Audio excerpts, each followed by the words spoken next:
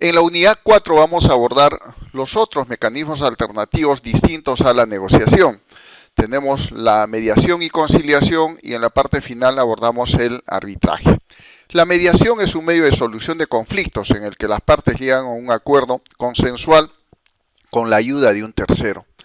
A diferencia del conciliador, el mediador es un tercero que interpone sus buenos oficios a fin de que las partes en controversia lleguen a un acuerdo plasmado en su propuesta.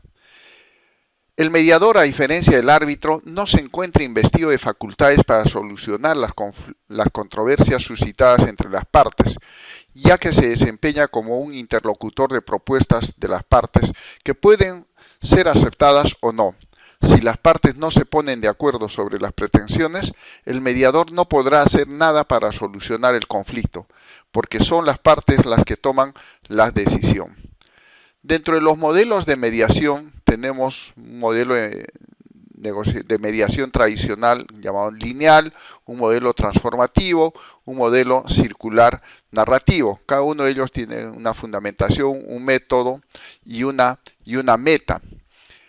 La conciliación, que es el otro mecanismo de solución de conflictos, supone la intervención de un tercero que fomenta el logro de una solución al conflicto que separa a dos o más actores. En el caso del Perú, tenemos una base legal que regula la conciliación, aun cuando debo de precisar también que tratándose de solución de conflictos sociales en particular, la conciliación puede estar vinculada a lo que se llaman las mesas de diálogo, en las cuales van a intervenir las partes en conflicto, pero también va a intervenir en algunos casos un conciliador, un facilitador. La conciliación judicial o extrajudicial propiamente tiene una regulación a través de la ley 26.872 y un reglamento del Ministerio de Justicia. A través de la conciliación, ¿qué es lo que van a buscar las partes? Lo propio que en la negociación o en la mediación, lograr una solución, mejorar la comunicación, el entendimiento mutuo y empatía, mejorar sus relaciones, minimizar y evitar o mejorar la participación en el sistema judicial y resolver los conflictos subyacentes. Si bien el conciliador está investido de facultades para facilitar la resolución de una controversia determinada, sin embargo hay que decir que el conciliador no puede ni tiene facultad de imponer la solución a la que las partes puedan llegar. Son las partes las que deciden si resulta pertinente o no. En materia laboral, el conciliador puede actuar como mediador si las partes lo autorizan, estando facultado para formular propuestas de solución. Algunas características de la conciliación. El control del proceso por las partes. Sin embargo, hay que decir que es un proceso absolutamente voluntario, no es obligatorio. El conocimiento del fenómeno del conflicto por un tercero, habida cuenta que este tercero va a conocer cuáles son los antecedentes, cuáles son las propuestas y las alternativas que las partes proponen. Sin embargo, la conciliación, como la mediación y la propia negociación, también es un principio que se caracteriza por la informalidad. No existen reglas preestablecidas, son las partes las que fijan las reglas de la conciliación.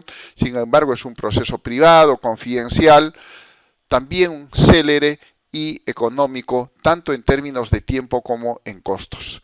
Y una característica fundamental también viene a ser la exploración de intereses. Dentro de las ventajas y desventajas de la conciliación, podemos ver que las ventajas son mayores. En tanto es un proceso flexible e informal, permite satisfacer intereses y necesidades de las partes de manera integral, refuerza la autoestima y el poder de decisión de las personas, respeta los criterios y valores personales y culturales, enseña a enfrentar situaciones futuras de conflicto de manera pacífica, fomenta soluciones creativas e integradoras de los conflictos, protege la intimidad de las partes también, ¿no?, evitando que los conflictos se ventilen públicamente, y reduce el gasto público que pueda asignarse a la justicia. Dentro de los modelos de conciliación, como también vimos de la mediación, existe lo que se llama un modelo tradicional o lineal, un modelo transformativo y un modelo circular creativo. Es importante en esta parte señalar que, por ejemplo, el modelo circular narrativo, en cuanto al método, puede aumentar las diferencias, pero también legitimar a las partes. La meta es transformar la historia y llegar a un acuerdo que pueda ser satisfactorio para las partes en conflicto. Dentro de las fases de la conciliación, y como veíamos también en la negociación, y podemos aplicarlo lo mismo para la mediación, hay también una fase de preparación que pueden ser los actos previos, ¿no? Existe la etapa de discusión de hechos e identificación de problemas y la búsqueda de soluciones. Es decir, también es un proceso en el cual existe un pasado, un presente y un futuro. Y algo que es importante, los acuerdos que las partes puedan adoptar tiene que ser materia de un seguimiento en cuanto se refiere al cumplimiento de aquellos acuerdos que las partes han adoptado. Como decíamos, en el Perú la conciliación está regulada por una ley y tiene un reglamento, cuyas consecuencias jurídicas y sociales están establecidas de manera expresa. Para algunos casos se establece obligatoria la conciliación a efecto de poder recurrir a un proceso judicial, para lo cual debemos obtener un acta que nos extiende un centro de conciliación que son autorizados por el Ministerio de Justicia. Sin embargo, se caracterizan estos mecanismos de conciliación extrajudicial por su confidencialidad y también porque existen materias conciliables. No toda materia que genere conflicto puede ser materia de una conciliación extrajudicial. Como decíamos, los centros de conciliación están reconocidos y en su caso acreditados por el Ministerio de Justicia y supone también la participación de los abogados en los mecanismos en cuanto al acceso y la intervención en las audiencias de conciliación. Y hay un procedimiento que establece cuáles son las reglas. El último mecanismo de solución de conflicto viene a ser el arbitraje. Este mecanismo ya supone la participación de un tercero en la solución del conflicto. Como comentábamos anteriormente, tanto en la negociación como en la mediación y en la conciliación, son las partes, solo ellas, las que pueden tomar las decisiones. Ahora bien, en el arbitraje ya la decisión está en manos de un árbitro o un tribunal arbitral que a través de un laudo que viene a ser una resolución que tiene las características y consecuencias de una sentencia, será la que ponga fin a la controversia que le ha sido sometida a su competencia. En el Perú tenemos una base legal que regula el arbitraje, es el Decreto Legislativo 1071, pero también en materia laboral, la Ley de Relaciones Colectivas de Trabajo establece que el arbitraje es un mecanismo a través del cual se puede solucionar el conflicto laboral.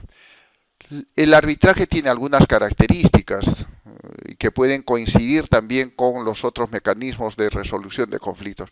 La flexibilidad, la rapidez, la informalidad, pero también la especialización en cuanto a los árbitros para intervenir como tales requieren acreditar algún nivel de especialización en la materia de los asuntos que le va a ser sometido a su consideración.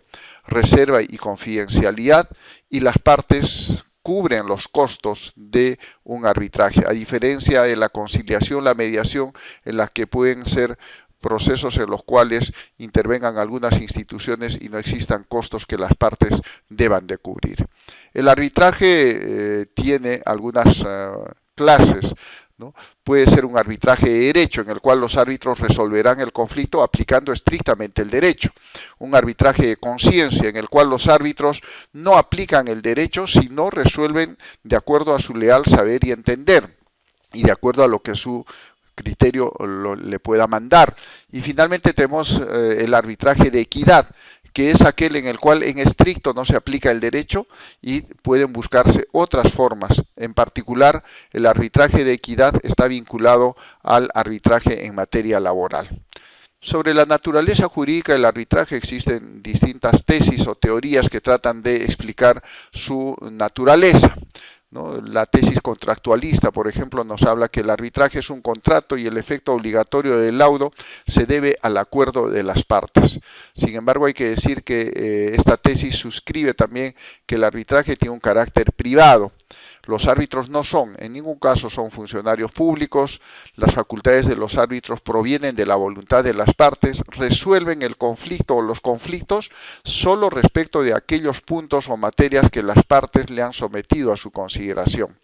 Y la efectividad de la decisión arbitral proviene del compromiso que ambas partes asumieron de acatarla. Sin embargo, los árbitros no tienen la capacidad de un juez, por ejemplo, para ejecutar sus mandatos o resoluciones. La tesis jurisdiccional nos habla de un carácter público en la administración de justicia. Los árbitros ejercen función jurisdiccional, en tanto es la Constitución, y en el caso del Perú así está establecido, que la potestad de administrar justicia la ejerce el Poder Judicial. Sin embargo, se admiten dos excepciones a la función jurisdiccional, que es la jurisdicción arbitral y la jurisdicción militar. De allí que esta tesis cobre particular importancia. El Estado reconoce la posibilidad de particulares de ejercer funciones mediante el arbitraje y el Estado y las partes consienten en atribuirle tal carácter. Finalmente hay una tesis ecléctica que refiere que los árbitros ejercen jurisdicción y por lo tanto de allí se deriva el estatus jurídico de su función. Su origen es generalmente contractual, es decir, se deriva de un acuerdo o un convenio que adoptan las partes en conflicto. Tiene una función jurisdiccional cuya raíz genética es contractual, ¿no? Y finalmente es una jurisdicción atribuida por un negocio o de un negocio particular. Roque Caivano, un profesor uruguayo, nos dice que el poder de los árbitros para administrar justicia en forma genérica proviene del ordenamiento que establece una básica asimilación entre su labor y la de los jueces, equiparando inclusive los efectos de sus sentencias. Ello sin mengua del efecto que produce la voluntad de los litigantes cuando escogen en concreto a las personas sobre las que recaerán las designaciones. En materia laboral, el arbitraje básicamente está sujeto a un principio que es la voluntariedad de las partes. El arbitraje es de equidad, como hemos señalado. Se ha incorporado en nuestra legislación lo que se llama el arbitraje potestativo, que en algunos casos requiere lo que se llama la imputación de actos de mala fe, que son los que configuren concurrir a un arbitraje. El principio de integralidad, en cuanto los árbitros deben resolver todos los puntos que les son sometidos a su consideración y optar por una de las alternativas, o más bien por las alternativas que una de las partes le proponen al presentar lo que se llaman las propuestas finales. Sin embargo, también atendiendo al arbitraje de equidad, los jueces tienen facultad de atenuación de las propuestas extremas que las partes puedan haber presentado al momento de iniciarse el arbitraje. En esta parte final podemos evidenciar un cuadro comparativo de lo que vienen a ser los mecanismos alternativos de resolución de conflictos y el proceso judicial. Recapitulando, podríamos decir que los mecanismos alternativos de resolución de conflictos son básicamente métodos autocompositivos en los cuales las partes son las que buscan la solución y son los que toman las decisiones sobre los acuerdos a los cuales van a adoptar. Y eso ocurre en la negociación, en la mediación y en la conciliación. En tanto que en el otro método alternativo de resolución de conflictos, que es el arbitraje, ya hay un tercero que viene a ser el árbitro o los árbitros, que serán los que solucionen el conflicto.